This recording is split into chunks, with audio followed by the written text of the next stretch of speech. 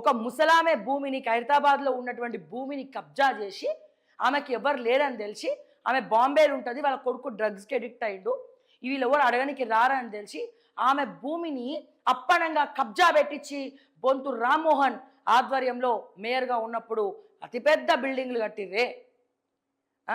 అటువంటి అటువంటి నీతిపరుడు దగ్గర నీతిమంతమైనటువంటి పని చేసినటువంటి ఇప్పుడున్నటువంటి ప్రస్తుత additional PS for Sridhar Babu వీళ్ళందరూ చేరి లాబింగ్ చేసుకొని సిగ్గు ఎగ్గు లేకుండా, మళ్ళీ చెప్తున్నా నేను, note this point, Sridhar Babu దమ్ముంటే కేసు పెట్టుకో, మీ ప్రభుత్వానికి చెప్పు, మీ రేవంత్కి చెప్పు, అర్థమైందా?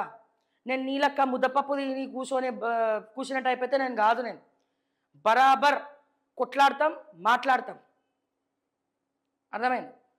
సో ఉన్నదంతా దోచుకో, దొరికిందంతా దాచుకో కాన్సెప్ట్లా మీ మంత్రులందరూ ఊపుకుంటూ పోయి తెలంగాణని భ్రష్టు పట్టిస్తున్నారు. భ్రష్టు మామూలు భ్రష్టు కాదు. బట్ రేవంత్ అన్న కర్మ సిద్ధాంతం నమ్ముతావు కదా, ఈ కర్మ హిట్స్ అంటారు కదా మీరు, ఈ కర్మ బూమరాంగా నువ్వు నమ్ముతావు కదా, ఈ కర్మ ఏ రూపంలో నిన్ను తగులుకుంటుందనేది మాత్రం నువ్వు బరాబర్ చూడాలి. అతి త్వరలో అది కూడా జరగబోతోంది.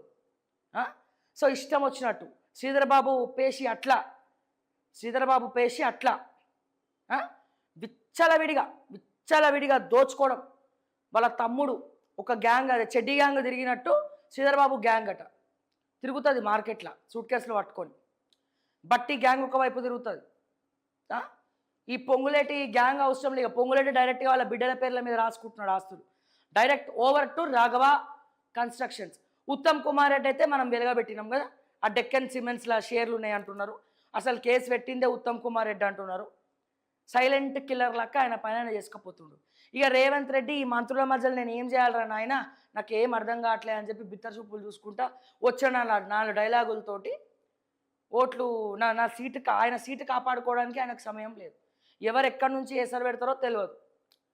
అంత తెలివైన వాళ్ళు కూడా రేవంత్ టీంలో ఎవరు లేరు.